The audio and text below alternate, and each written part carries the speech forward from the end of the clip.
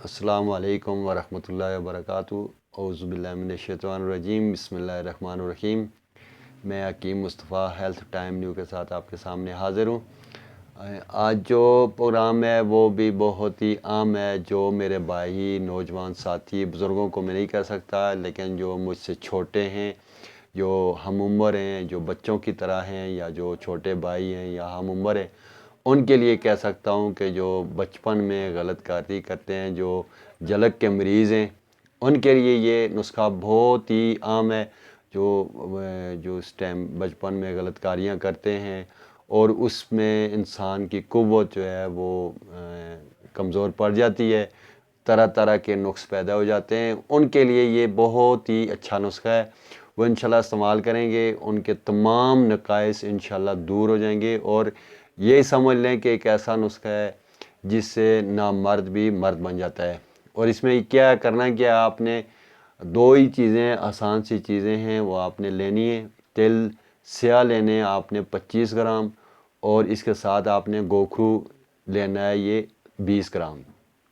25 gram آپ نے 25 تولے لینا ہے آپ نے یہ تیل سیاہ لینے ہیں، اور 2 تیلے آپ نے گوکھرو لینا ہے، یعنی کہ 250 گرام آپ نے لینا ہے تیل سیاہ، اور یہ 20 گرام آپ نے لینا ہے گوکھرو لینا ہے۔ ان کو آپ نے باریک پیسنا ہے۔ باریک پیس کر کے آپ نے آدھا کلو بکری کے دودھ میں آپ نے اس کی کھیر بنانی ہے۔ جب اس کی کھیر بنائیں گے، پھر اس کو خشک کریں گے، یہ پاؤڈر فارم میں آ جائے گا۔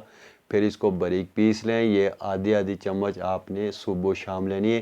انشاءاللہ 15 دن کے اندر آپ کے تمام جو جلک کی وجہ سے نقص پیدا ہو گئے ہیں، جتنے بھی نقص ہیں، وہ انشاءاللہ دور کر دے گا، اور آپ کو ایک نامرد کو ایک مرد بنا دے گا، اور انشاءاللہ جو آپ کی کھوئی ہوئی طاقت ہے وہ بحال ہو جائے گی۔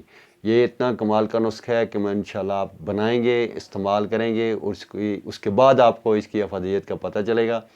جو میرے بھائی نہیں بنا سکتے وہ ہم سے رابطہ کریں، ہم انشاءاللہ ان کو بنا کر بھیج دیں گے، لیکن پہلی چیز یہ ہے کہ وہ انشاءاللہ بنائیں۔ یہ بہت ہی آسان ہے، تیل سیاہ بھی مل جاتے ہیں، گوکھرو بھی مل جاتا ہے، باریک پیس لیں، اور بکری کے دودھ میں کھیر بنا لیں، اور جب تازہ کھیر ہے تو تازہ کھائیں، جب وہ خشک ہونے لگے تو پھر اس کو باریک پاؤڈر بنا لیں۔ آج کے لیے اتنا کافی ہے۔ السلام علیکم۔